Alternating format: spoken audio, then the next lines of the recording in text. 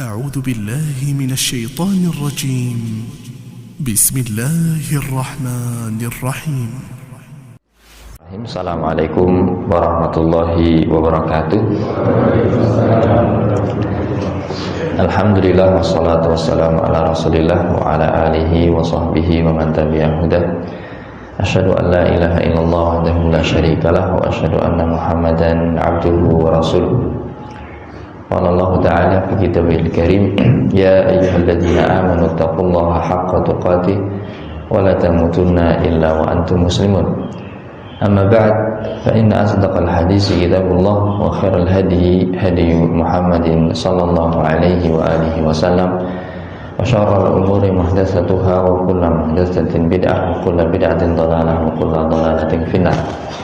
Summa amma ba'd, ikhwatal iman wal Islam, ibu dan bapak rahimani wa rahimakumullah. Alhamdulillah pada pagi hari ini kita masih diberikan nafas oleh Allah Azza wa Jalla untuk kemudian bisa melanjutkan tugas kita sebagai hamba Allah, yaitu beribadah hanya kepada Allah Azza wa Jalla. Dan alhamdulillah pada hari-hari ini adalah suatu hari yang dimuliakan oleh Allah Azza wa Jalla, karena hari-hari ini adalah hari-hari di bulan Muharram. Yang bulan Muharram ini termasuk salah satu dari keempat bulan haram.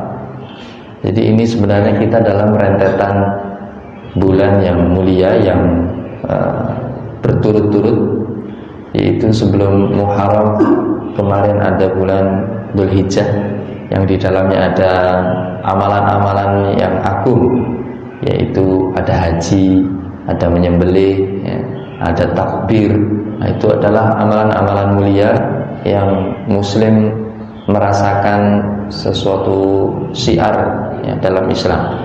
Kemudian sebelumnya juga adalah bulan Dzulqa'dah, dan bulan ini juga merupakan bulan yang dijadikan oleh Allah Azza wa Jalla sebagai bulan haram, bulan yang dimuliakan oleh Allah Azza wa Jalla.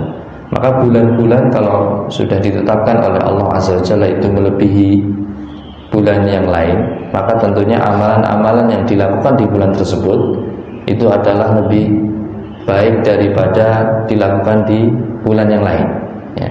Maka ini rentetan panjang dari Dzulqa'dah, Dzulhijjah, Muharram. Setelah Muharram Safar.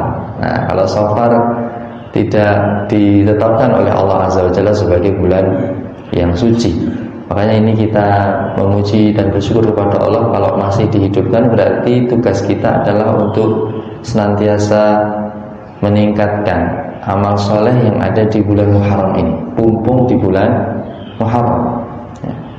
Dan ada satu puasa yang tentunya ini sudah Bapak dan Ibu ketahui bersama, kita saling mengingatkan, yang sampai Nabi kita mulia sallallahu alaihi wasallam itu menyatakan bahwa afdhalus siyam ba'da Ramadan itu adalah siyamu syahrullah al-Muharram. Seutama-utamanya puasa setelah puasa Ramadan. Kalau kita kan tahu puasa wajib Ramadan, puasa sunnah banyak sekali. Puasa sunnah banyak sekali, ya, tapi ternyata Rasul menyatakan bahwasanya sebaik-baik puasa setelah puasa Ramadan itu adalah puasa di dalam bulannya Allah, yaitu Muharram. Sampai ada catatan penting di sini sebelum kita masuk ke pembahasan sirah nabawiyah. Bulan-bulan yang lain tidak disebut sebagai syahrullah, padahal yaitu bulan milik Allah. Seperti misalnya Baitullah, artinya apa? Rumah Allah, Ka'bah. Tentunya Ka'bah ini lebih mulia daripada masjid yang lain, ya kan? Baitullah, maka disebut Baitullah. Bait, rumah, disandarkan ke nama Allah jadinya Baitullah. Berarti rumah ini jadi mulia gara-gara ada nama Allah, Baitullah. Dan misalnya seperti masjid yang kita hari ini di dalamnya, ini juga namanya Baitullah. Dan rumah ini, ya, manakah yang lebih mulia? Rumah Bapak dan Ibu sekalian atau rumah ini? Rumah ini. Karena ini dibuat ya, untuk beribadah kepada Allah Azza wa Jalla. Semua orang datang ke sini dalam rangka untuk mentauhidkan Allah Azza wa Jalla. Maka rumah ini menjadi rumah yang mulia. Maka bulan Muharram itu adalah bulan yang mulia. Seharusnya orang semakin kuat tauhidnya. Tapi kita mengenal di bulan ini kalau di Jawa namanya bulan apa? Bulan Suro. Saya ada keyakinan batil yang diyakini oleh masyarakat yang itu menyelisihi akidah Islam. Kalau di bulan Suro kira-kira apa yang dikhawatiri Pak Bu Ustaz Ubaid ini? Takut menikah di bulan Suro. Kenapa? Kenapa Pak Bu? Pak Wedi jadi ada nyiroro gitu Pak. Munculnya di bulan Suro tok tadi. Kowe kabeh ra nikah kecuali aku. Ben rame gitu ya. Yang lain ben nek meh ngadain pernikahan setelah suronan atau sebelum suronan. Maka kemarin itu sebelum suro itu undangan nikah itu setiap pekan ada Pak. Bahkan tidak di hari Ahad. Itu nopo ya kok banyak seperti ini. Soalnya sesuk suronan. Ada apa dengan suronan? Bahaya. Kowe nek nikah ning suronan kok mesti musibah. Mesti pernikahanmu nanti ya, mengalami banyak masalah gitu. Padahal coba Bapak dan Ibu sekalian rahimani wa rahimakumullah sering mengucapkan kalimat ini kan, la haula wala quwata illa billahil aliyil azim. Ini satu kalimat yang sudah biasa kita ucapkan tapi harus kita terapkan dalam seluruh kehidupan kita. Bahwasanya tidak ada yang bisa memberikan madarat kecuali hanya Allah. Tidak ada yang bisa memberikan manfaat kepada seseorang kecuali hanya Allah. Kalau ada suatu waktu yang keramat, suatu tempat yang keramat, atau suatu benda yang dikeramatkan oleh orang, kemudian orang-orang memiliki keyakinan bahwasanya ya, tempat ini itu keramat. Kalau kalian tidak memberikan sesuatu hal kepada tempat ini, nanti desa kalian akan mengalami bencana. Pokoknya kowe nek sapa sing nunggu gitu. Sing nunggu sapa? Ya mbok, pokoknya ana sing nunggu, ora jelas pokoknya. Nah, jadi yang seperti ini harus kita hilangkan dari keyakinan kita, ya. Benda yang dikeramatkan, tempat yang dikeramatkan, apalagi misalnya bulan. Bulan Muharram napa ya? Kan waktu berarti, Pak. Waktunya apa bisa memberikan madarat kepada seseorang gitu?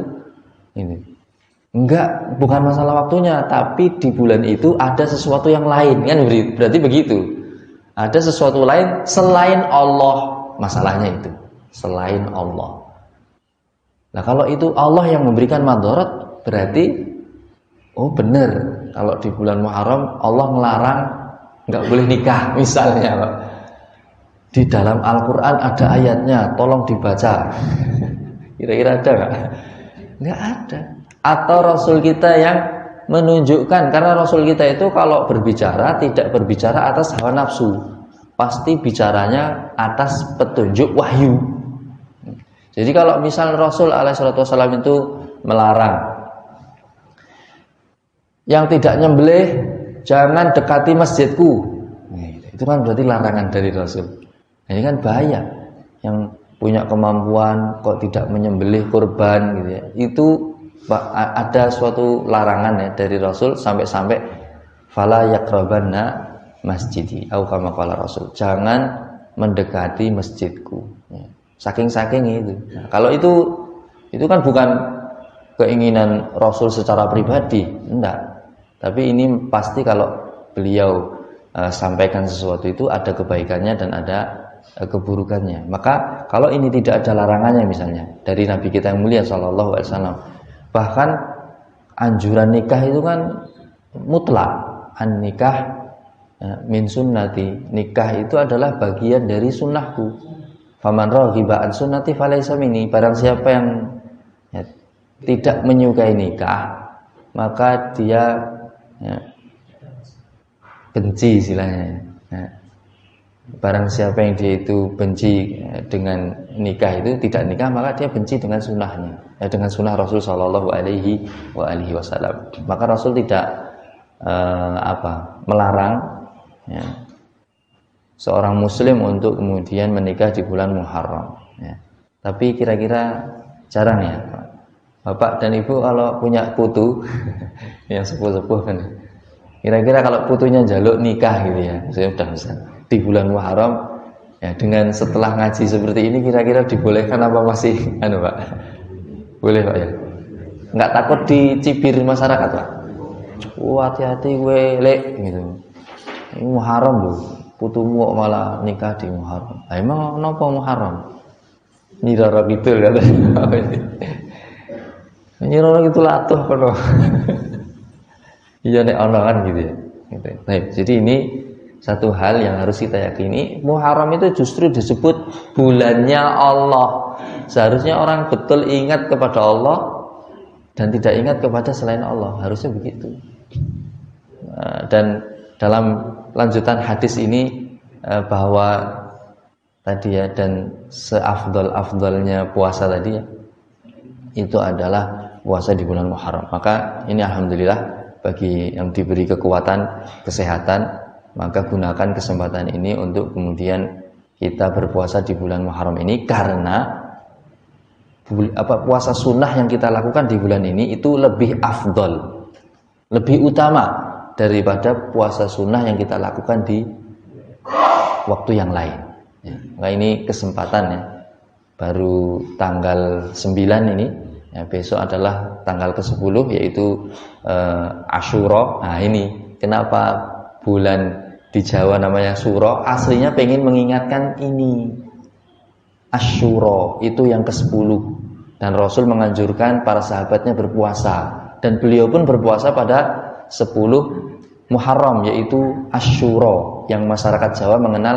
ini bulan Suro. Aslinya berarti secara filosofis kalau kita mau kembali ke kalimat Suro ini, sebenarnya justru orang Jawa itu pengen mengingatkan kaum muslimin supaya tidak meninggalkan puasa di tanggal Suro, maksudnya Asyura, tanggal 10. Ya, ini saya nggak ngerti, saya nggak tahu informasinya Suro itu apakah dari Asyura, tapi kita pas Pak ya, otak atik gadok itu kan, tapi apik ingatkan manusia untuk berpuasa di tanggal yang ke-10 di bulan Muharram yang disebut oleh Rasul sebagai Asyura ya. Dan fadilahnya adalah Rasul alaihissalatu wassalam menyebutkan itu yukaffiru ya al-dzunub sanatal madiyah, atau kama qala Rasulullah sallallahu, yaitu menghapus dosa setahun yang lalu. Kan berarti alhamdulillah kita ini setahun yang lalu dari Muharram ke Muharram kan, pengennya kan kalau wah ini masuk tahun yang baru dalam Islam 1400 berapa Pak?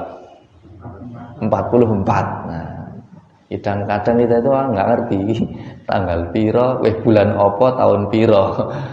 Ini penting kita mengetahui untuk tadi ada kaitannya ibadah yang kita lakukan di bulan-bulan dalam Islam ya. Muharram kita ngerti berarti bulan yang dimuliakan oleh Allah, maka mari kita juga memuliakan bulan ini dengan memenuhi ketaatan kepada Allah Azza wa Jalla, terutama berpuasa ya, terutama berpuasa atau amalan ibadah yang lain. Itu berarti tentunya pahalanya lebih baik ya, karena dilakukan di bulan yang dimuliakan oleh Allah Azza wa Jalla. Tapi itu sebagai mukadimah pada pagi hari ini. Semoga kita bisa bersemangat ya, dan diberi kekuatan oleh Allah Azza wa Jalla untuk bisa taat, banyak beribadah di bulan ini. Allahumma amin. Selanjutnya kita masuk di sirah nabawiyah ya, sekali lagi ini berarti sirah yang dilakukan di bulan Muharram ya kan.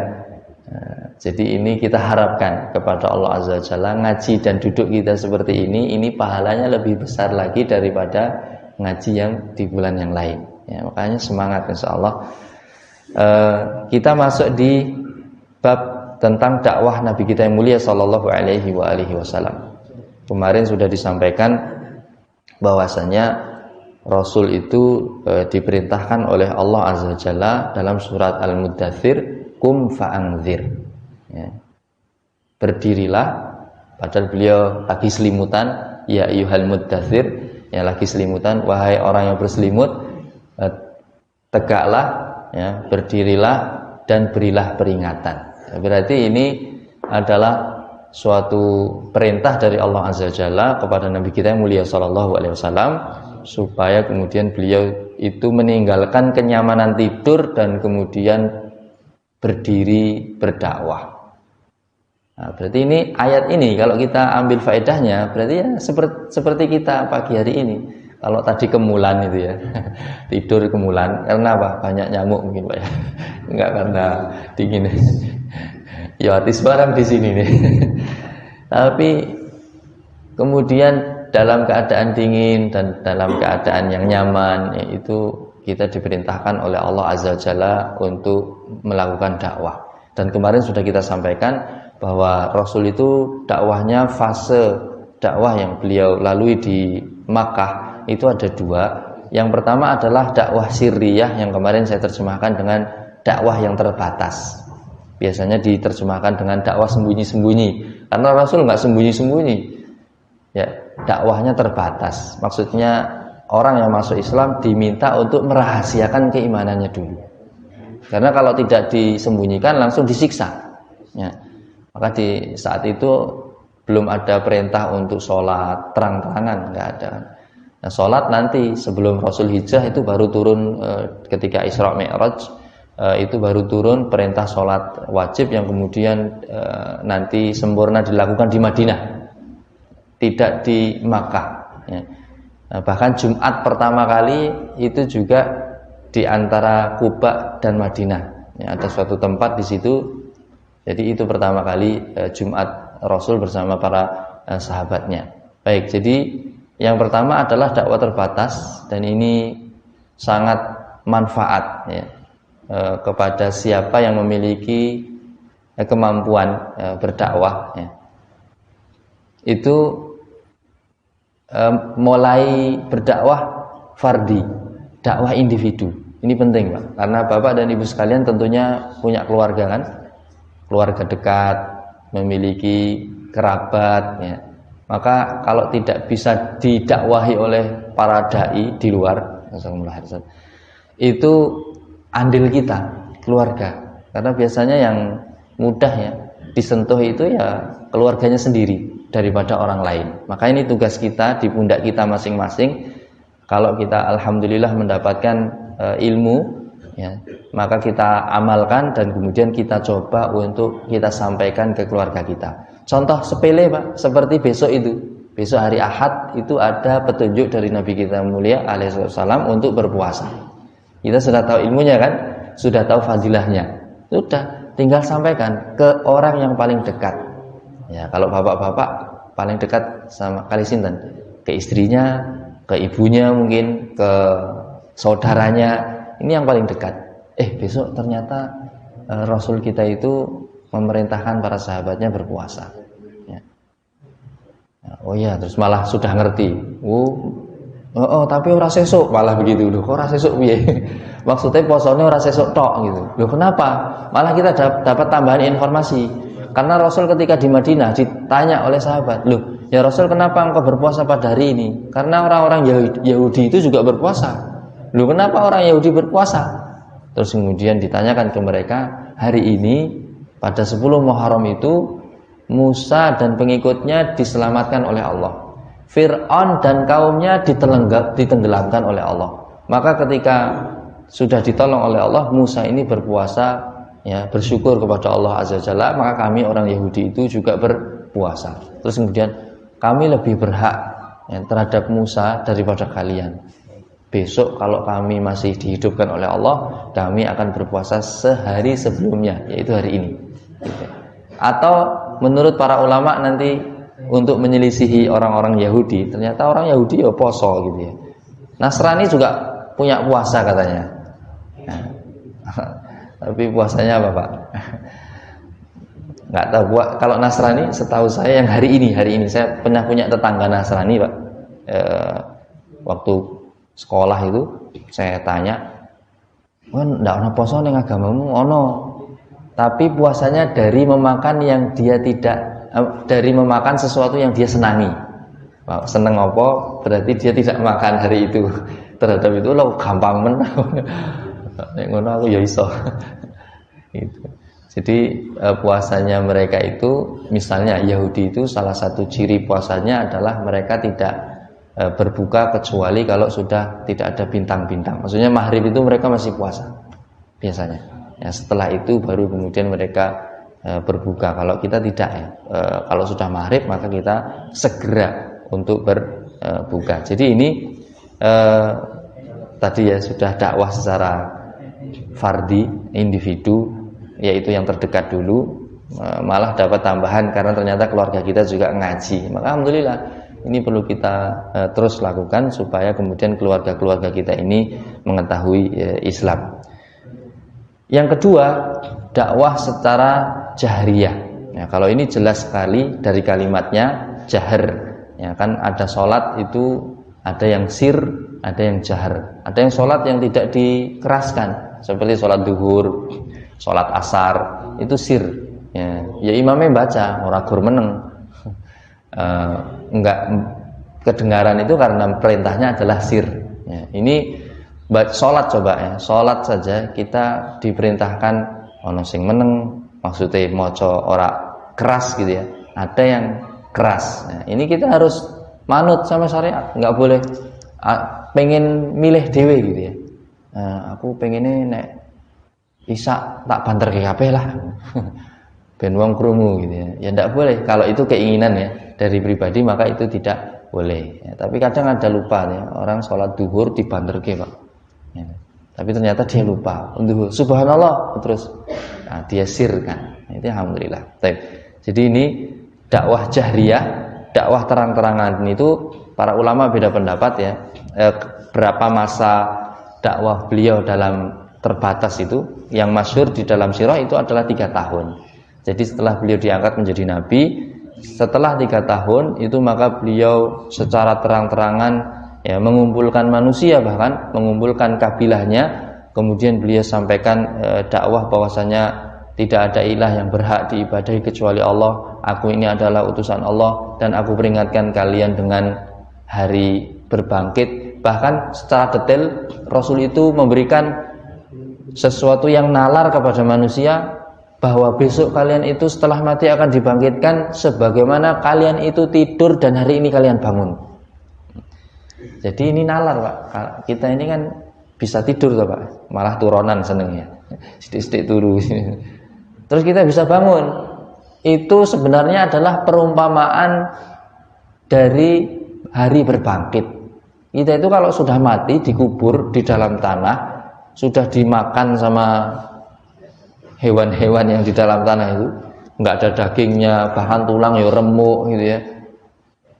Dan kita memohon kepada Allah Azza wa Jalla semoga kita ini dijaga jasadnya oleh Allah karena senantiasa misalnya bersama Al-Quran ya.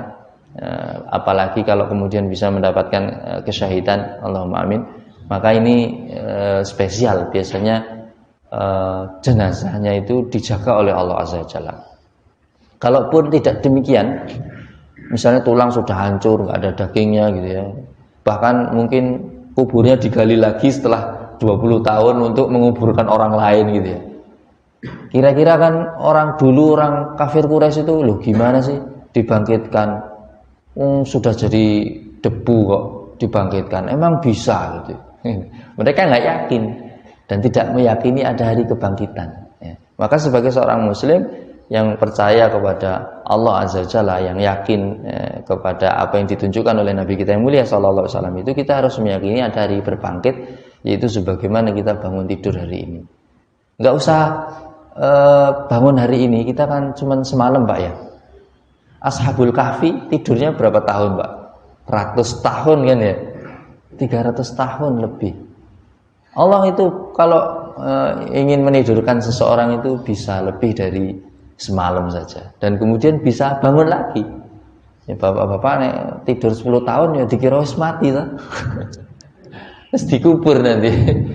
Padahal kalau Allah berkehendak ya, itu tidak dimatikan, tapi memang kemudian Allah berkehendak untuk membuktikan bahwasanya Allah itu maha kuasa atas segala sesuatu. Apalagi cuman menghidupkan orang yang sudah mati, yang sudah jadi debu, itu bagi Allah mudah. Mau menciptakan sesuatu yang tadinya belum ada saja bisa, kok hanya mengembalikan sesuatu yang sudah pernah ada. Gampang banget gitu. Bapak-bapak kan dan ibu-ibu misalnya kalau membuat sesuatu itu nyontoh itu gampang apa susah, Pak? Gampang. Nyontoh itu gampang. Ya. Nyontoh pas ujian apa meneh. Kebiasaan buruk nih ya. Itu gampang banget daripada sinau tak nyontoh wae lah kan sesuk lulus ya. Nyontoh itu gampang. Bagi Allah tidak ada yang sulit. Menciptakan sesuatu yang sebelumnya tidak ada itu mudah bagi Allah. Apalagi cuman mengembalikan sesuatu yang pernah ada. Itu sangat mudah bagi Allah Azza wa Jalla. Jadi Rasul kita yang mulia sallallahu alaihi wasallam itu mengingatkan ya, kepada kerabatnya tentang tauhid dan tentang nubuah, bahwa beliau ini adalah utusan Allah. Dan yang ketiga yang diingatkan oleh Rasul kita yang mulia alaihi salatu wasallam adalah hari berbangkit. Karena apabila orang itu mengimani ini ya, mengimani poin yang ketiga, hari berbangkit itu, maka tentunya secara nalar dia akan siap-siap. Nah, aku berarti hidup setelah kehidupan ini, terus kehidupannya seperti apa? Oh, ternyata kehidupan setelahnya itu ada pertanggungjawaban. Istilahnya LPJ, apa Pak? Laporan pertanggungjawaban. Bapak-bapak aja kalau mengikuti organisasi atau masjid inilah, kan ada tuh infak setiap Jumat masuk, atau ada yang bersedekah, terus kemudian jamaah itu pengen tahu laporannya. Laporan per bulan bagaimana? Terus ditempel misalnya, laporan keuangan sebulan. Nah, itu wajar kan, orang mau mengetahui, boleh kan? Boleh, ini masyarakat, punya masyarakat ya, semua berinfak ke sini, mereka semua pengen tahu apakah orang yang ngurusi di sini amanah gitu ya. Oh, ternyata alhamdulillah amanah. Itu saja kita laporkan ya. Bapak kalau misalnya punya perusahaan gitu juga nanti harus lapor, misalnya setahun sekali misalnya dilaporkan bagaimana perkembangan perusahaan itu kepada atasan misalnya. Apalagi kehidupan kita ya. Kehidupan kita di dunia ini nanti juga akan ada pertanggungan jawabnya ya. Siang ini ngapain, pagi ini ngapain, itu nanti akan ditanya oleh Allah Azza wa Jalla. Itu kalau orang beriman kepada hari berbangkit, maka dia akan berperilaku yang benar. Tapi kalau nggak percaya, wis mati ki mati lek, surat urip meneh gitu. Maka dia kalau melakukan perbuatan zalim itu tidak takut. Bahkan dia pengennya malah berbuat zalim. Seperti hari ini orang-orang zalim saling membunuh ya, dar-der-dor sana sini, ora wedi gitu ya. Karena mereka mungkin meyakini bahwasanya nggak ada itu pertanggungan jawab, nggak ada. Terus mati ya mati. Ya. Nah itu, makanya ini penting sekali bagi kita. Dakwah Rasul yang pertama itu langsung menuju kepada intinya. Inti keimanan itu sebagaimana Rasul kita yang mulia alaihi wasallam sering sampaikan ya, may yu'minu billahi wal yaumil akhir ya. Man kana yu'minu billahi wal yaumil akhir. Ini sering sekali diucapkan Rasul. Barang siapa yang beriman kepada Allah dan hari akhir. Rukun iman itu kan ada berapa Pak?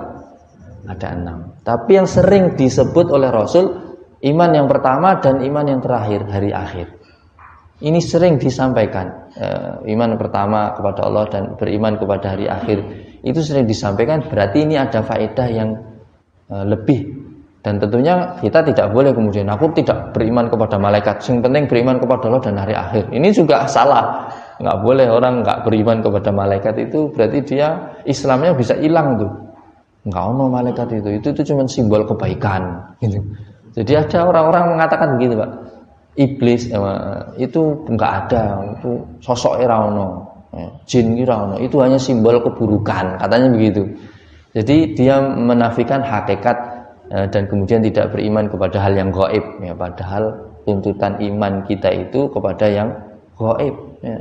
Itu seperti hari ini bapak-bapak punya duit di apa namanya kartu itu, orang duitnya nempel ke iso disebut bayar, di duitnya rano. Bapak percaya ning ngono duitnya? Ora ono, figur kartu tol kok. Kartu apa tempel ke gesek seret ya silahkan. Lho ini rano duitnya kok. Bapak dan ibu saja hari ini bisa percaya. ora ono duwite tapi ono gitu. Wis bayar duwite mbuh ning ndi. Itu angka wae. Apalagi dalam masalah keyakinan secara gaib. Itu berarti mudah sekali seharusnya kita itu percaya kepada hal-hal yang gaib. Baik.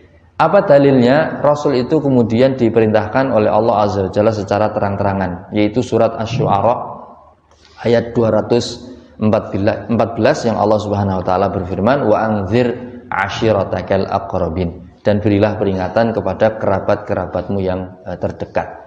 Jadi ternyata perintah dakwah terang-terangan pun itu dimulai dari kerabat yang terdekat. Ya. Maka kita kalau dakwah terang-terangan itu ya kalau kita tinggal di sini ya yang di sini dulu. Ya. Yang di sini menerima alhamdulillah. Kalau ternyata nggak terima malah diusir, ya lungo gitu. Ora usah ning kene terus kan begitu. Wong Rasul sallallahu alaihi wasallam itu juga ketika tidak diterima di Makkah dakwahnya, padahal beliau itu adalah manusia yang paling bagus akhlaknya, paling dipercaya perkataannya sehingga disebut sebagai Al-Amin. Perangainya sudah luar biasa, begitu itu diusir sama kaumnya karena gara-gara apa? Menyerukan la ilaha illallah. Maka bagi siapa saja yang mencoba untuk mendakwahkan secara terang-terangan kebenaran, biasanya akan menemui halang rintang. Ya, kalau nggak diterima maka Rasul sampai nanti dalam sirah kita sampai beliau itu ke Taif. Ya kalau sini Bandungan lah gitu ya. Dataran yang lebih tinggi, orang berinvestasi di sana, fikirnya Rasul, wah itu wong-wong sugih itu. Nek tak dakwahi, nek melu aku, wah mesti cocok ini. Gampang urusan dakwah saya. Butuh duit mesti ono kan begitu. Tapi ternyata di Taif juga dilempari, diusir sampai beliau berdarah-darah gitu ya. Nah ini ternyata penting sekali untuk kemudian kita memulai dari keluarga yang terdekat. Maka setelah ayat ini turun, Asy-Syu'ara ayat 214 itu, Rasul langsung memanggil saudara-saudara dan kerabat-kerabatnya yang istilahnya jalur mbahnya itu nyambung. Jalur mbahnya itu nyambung. Kemarin saya diundang pernikahan itu dari jalur Mbah Kakung. Itu jadi Mbah Kakung punya saudara gitu ya.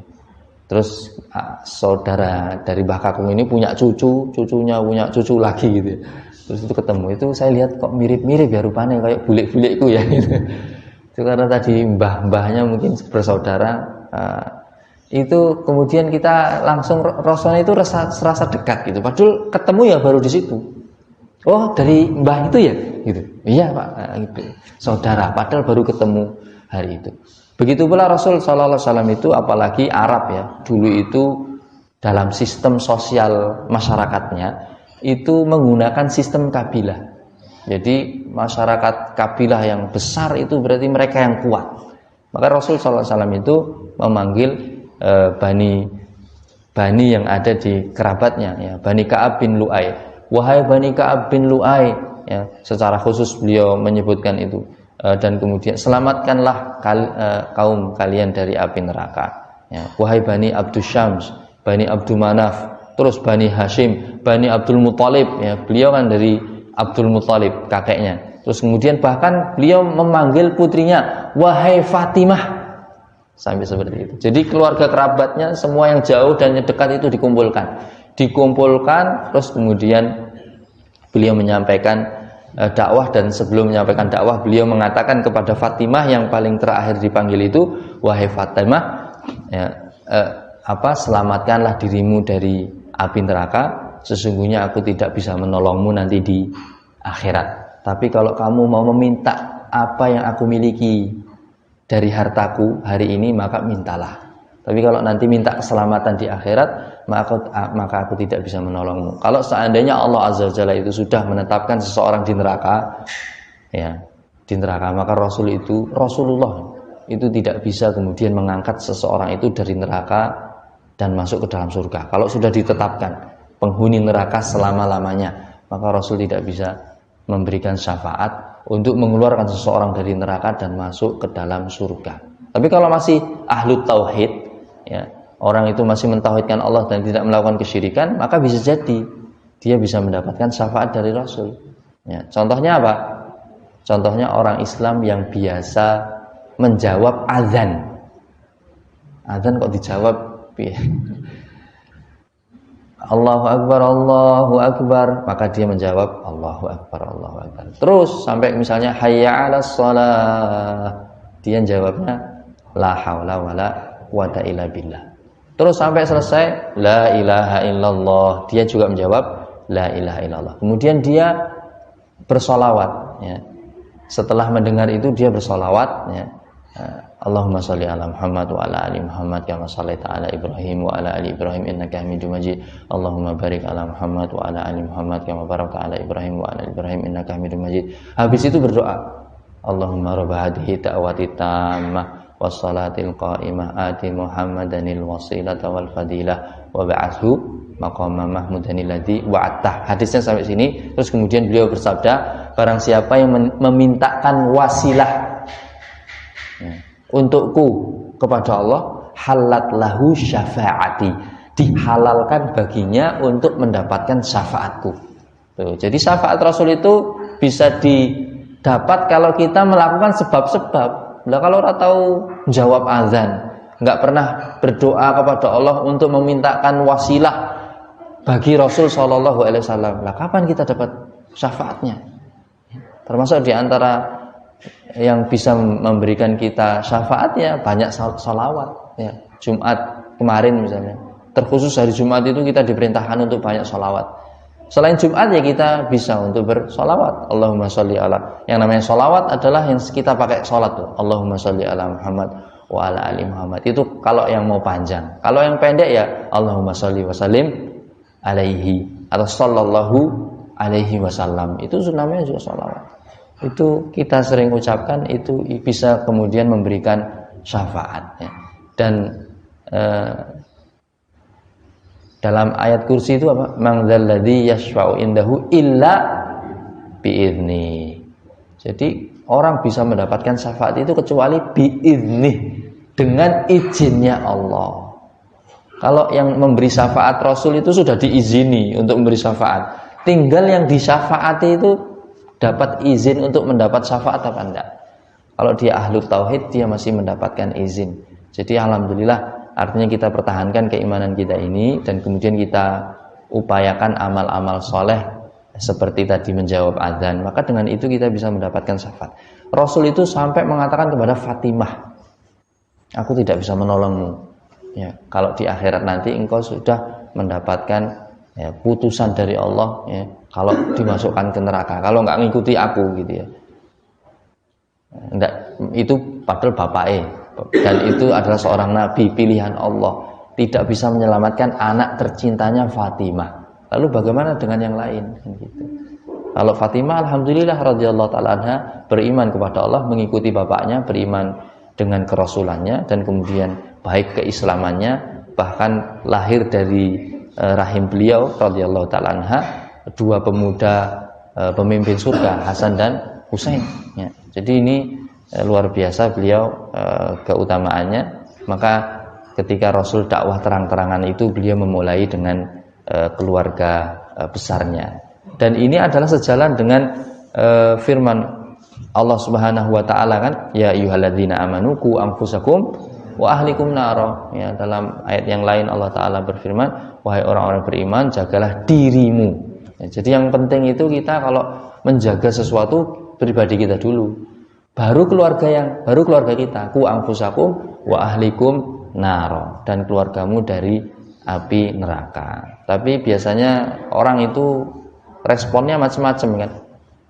Di dakwah itu responnya macam-macam. Ada yang seperti, mohon maaf ini, seperti Abu Lahab. Makanya ada surat apa? Al-Lahab. Maka ketika Rasul mengumpulkan banyak orang-orang sepuh yang dikumpulkan, karena Rasul saat itu usianya 40 tahun, mengumpulkan orang-orang yang lebih tua, pamannya lebih tua dari beliau sallallahu alaihi wasallam, bahkan lebih dari itu dikumpulkan. Terus kemudian beliau menyampaikan tentang kalimat tauhid ini. Maka terus kemudian Abu Lahab itu, cuman ini yang kamu sampaikan, ngumpulin orang penting-penting banyak ini, orang sepuh-sepuh ini, cuman dengerin kata yang seperti itu, tabban laka sairal yaum, celaka kamu sepanjang hari. Maka langsung turun surat Al-Lahab, memvonis Abu Lahab termasuk penghuni neraka kekal selama-lamanya meski dia belum mati. Jadi ada orang hidup sudah divonis neraka, itu Abu Lahab. Kalau kita nggak boleh Pak, memvonis tetangga kita, oh neraka gue. Nggak boleh. Orang tahu ning masjid neraka gue. Nggak boleh seperti itu. Bisa jadi dia sebelum meninggal di akhir hayatnya tobat atau dia bunuh orang gitu ya, wes bunuh wong 5. Seperti hari ini berita ya, saya itu tadi malam berkunjung, ceritanya kok lucu, ceritanya kok medeni. Di Banyumanik itu ada yang nembak orang, terus hari ini viral do nembak-nembakan gitu ya. Itu artinya orang itu apa namanya? Itu keluarga padahal ya, suami istri gitu. Kan begini kayak ini nih. Kalau yang seperti itu, ya, misalnya pelaku, itu nggak boleh kalau dia muslim ya. Kita vonis, neraka itu. Kejahatannya luar biasa kok, maten-mateni uang, itu neraka selama-lamanya. Enggak, membunuh itu dosa besar. Kalau dia bertobat kepada Allah, maka Allah itu maha penerima taubat. Ya, kalau dia bertobat berarti dia mengakui kesalahannya. Kalau orang salah, ngaku, minta mohon ampun kepada Allah, itu Allah maha pengampun, maha penerima taubat. Jadi bisa dimungkinkan dia itu masih masuk surga. Gitu. Gak boleh kita vonis neraka, gak boleh. Itu masih hidup kan. Nah kalau orang hidup yang divonis ya dulu itu Abu Lahab. Makanya sampai ada surat Al-Lahab, tabat yada Abi Lahabiu watab. Ya, binasalah kedua tangan Abu Lahab. Sesungguhnya dia itu akan betul-betul binasa. Jadi ini salah satu contoh orang didakwahi tapi malah menentang. Nah ini. Dan yakinlah, Pak, ini kita harus yakin. Bagi bapak-bapak yang dan ibu-ibu berdakwah itu, yakin bahwa kesudahan yang baik itu adalah bagi orang yang beriman kepada Allah. Dan kesudahan yang buruk itu adalah bagi siapa yang menentang kepada Al-Haq. Al-Haq disampaikan kok nentang, titenono, engko titenono ngono wae. Mungkin kita sudah dikatakan kalah di masyarakat, itu diusir, enggak boleh berdakwah, pokoke titenono gitu. Ya. Kalau kamu demikian seperti ini terus menentang dakwah Al-Haq, ya, ketahuilah bahwa kesudahan itu bagi orang-orang yang beriman, ya. Dan keburukan itu bagi orang yang menentang Al-Haq, ya. Nanti akan pada tahu gitu ya. Yang tadi malam begitu, itu jari ini kena mubahalah, mubahalahe siapa Habib gara-gara tadi ya dituduh dengan sesuatu yang beliau tidak melakukan. Nah, orang-orang itu hari ini baru merasakan rasanya. Itu ono sing keluargane orang genah mati dan lain sebagainya. Itu di luar konteks ya, tapi bisa jadi kita tidak meyakinkan itu ya, tapi bisa jadi orang-orang soleh yang dianiaya terus kemudian berdoa kepada Allah, bisa jadi itu dikabulkan ya. Penganiaya, apalagi sing nganiaya wong kafir, nah cetha itu dimusnahkan saja ya Allah, seperti doanya Nabi Nuh itu. Mereka itu kalau hidup ya Allah itu tidak menambah kecuali kepada kesesatan, hancurkan semua, nggak usah diberi tempat di bumi ini. Sampai doanya begitu loh Nabi Nuh. Ngeri, orang-orang kafir itu rasa dikeinggon ning bumi ini ya Allah, hancurkan semua. Maka suruh buat kapal, siapa saja yang masuk ke kapal itu selamat, dan siapa saja di bumi saat itu yang tidak masuk kapal binasa. Jadi keturunan manusia Nabi Adam itu yang beriman berarti Nabi Nuh itu ya, dan kaumnya itu. Setelah itu keturunannya ya keturunan Nabi Nuh ini, yang di Eropa, yang di Cina, yang di Indonesia itu keturunannya Nabi Nuh ini ya. Seterusnya. Baik, jadi itu pelajarannya. Ini sudah jam 6 ternyata. Kita baru satu mengambil hikmah bahwasanya dakwah itu kita mulai juga dari kerabat meskipun terang-terangan ya, dan kemudian kita awali dengan diri kita, baru kemudian kepada orang yang terdekat dengan kita. Itu dulu, insya Allah kita akan lanjutkan faedah dari dakwah terang-terangan ini pada pertemuan mendatang. Aku qouli hadza wa astaghfirullahi wa lakum. Ada pertanyaan? Bapak Ibu? Nggak ada ya? Oh iya. Assalamualaikum warahmatullahi wabarakatuh. Nggih. Tentunya dengan izin Allah. Salah satunya dengan banyak sholawat. Banyak sholawat, baik. Sekarang ini banyak sholawat yang agak dianggap berlebihan. Nggih. Itu seperti apa sih yang Baik. Barakallahu fikum. Sholawat itu adalah sesuatu hal yang kalimat syar'i itu harus dijelaskan dengan juga istilah syar'i. Ya, seperti sholat misalnya. Sholat itu kan kalimat syar'i, nggak boleh diberi arti oleh orang tersendiri. Karena secara makna sholat itu maknanya doa. Maka kalau ada orang aku sholat kok, endi urung ning masjid ning omah ya ora salat kok. Aku wis ndonga kok. Ndonga kan salat gitu. Karena ada nanti di kalangan torekot yang gulah ya. Torekot sing wis keblinger kebangetan ya. Itu mereka meninggalkan syariat salat. Aku iki makome wis hakikat, nek kowe kan jek syariat gitu. Aku ki nek ndonga ki wis salat. Nek kowe kudu salat, urung makommu gitu ya. Meninggalkan salat. Rasul, orang yang paling bertakwa sampai akhir hayatnya itu tetap sholat. Jadi kalau ada orang ngaku gitu ya, dengan istilah sholat ini adalah secara bahasa doa dan kemudian dia sholat itu hanya dengan melakukan doa, maka dia sudah keluar dari syariat. Begitu pula bahaya sholawat. Kalau orang itu kemudian bersolawat tapi melakukan sholawat itu tidak sesuai petunjuk Nabi kita yang mulia Sallallahu Alaihi Wasallam, maka dia dalam penyelisihannya itu dia bisa mendapatkan fitnah dan azab yang besar ya. Cara penyelisihannya, tapi kemudian kita harus tetap husnudzon Pak, kita nggak boleh. Kecintaan dia kepada Rasul itu pahalanya luar biasa. Jadi kecintaan dia kepada Rasul pengennya bersolawat, tapi kalau solawatnya itu salah, mungkin solawat yang salahnya itu yang kemudian bisa menyebabkan dia mendapatkan dosa. Sholawat kok malah untuk dosa. Lah emang orang baca Al-Quran cuma dapat pahala? Bisa dosa atau Ustaz? Bisa. Dia tidak dalam belajar Al-Quran itu dia tidak benar. Jadi huruf zal itu dibaca zai. Izada. Iza itu karena dia nggak belajar gitu ya. Zalnya dibaca zai. Salah-salah toh. Ain dibaca hamzah. Alhamdulillahirabbil alamin, bukan alamin. Itu orang dapat dosa loh. Orang baca harusnya dapat pahala malah dapat dosa. Begitu pula orang bersolawat. Bisa jadi dia itu solawatnya nggak dapat pahala gara-gara tidak sesuai dengan petunjuk Nabi kita yang mulia Sallallahu Alaihi Wasallam. Maka kalau kita bersolawat itu ya solawat yang sudah memang diajarkan oleh Rasul ya. Kalau ada orang menyebut ini solawat apa? Solawat tip apa namanya? Saya nggak tahu nama-namanya ya. Solawat nariyah. Dulu itu saya pernah tahu dan bahkan pernah hafal. Di sekolah itu dibacakan terus kemudian. Itu kalau namanya solawat ya, boleh nggak dipakai untuk tasyahud akhir? Solawat nariyah itu. Allahumma sholli sholatan kamilatan. Itu tasahud pakai katanya sholawat. Berarti kalau itu sholawat boleh dong dipakai di sholat. Kalau itu tidak berarti itu ya itu memang sholawat versimu kan begitu. Nah, siapa yang menyebut itu sebagai sholawat? Ya.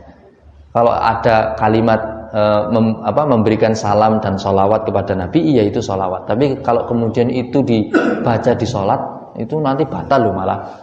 Kan berarti enggak benar sholawatnya di dalam sholat. Maka yang seperti ini dia mendapatkan tadi dosa di sholawat itu, tapi kita tetap husnudon. Dia itu cinta kepada Rasul Sallallahu Alaihi Wasallam. Semoga kecintaan dia itu pahalanya luar biasa, bisa mengakibatkan dia diselamatkan oleh Allah Azza wa Jalla. Adapun tadi kesalahannya kita kita nasihatkan dengan cara yang baik gitu ya. Tapi kalau nggak terima ya sudah, nggak usah padu Pak, nggak usah padu. Ya nanti kita lihat saja di akhirat siapa yang benar dari sholawat ini. Tapi kita tetap bersaudara ya. Jangan menganggap, saya tidak menganggap kamu musuh saya. Kita tetap bersaudara. Begitu ya. Wallahu taala a'lam shawab. Saya kira cukup. Mohon maaf ini kalau terlalu panjang. kita akhiri dengan hamdalah dan kafaratul majelis. Alhamdulillahirabbil alamin.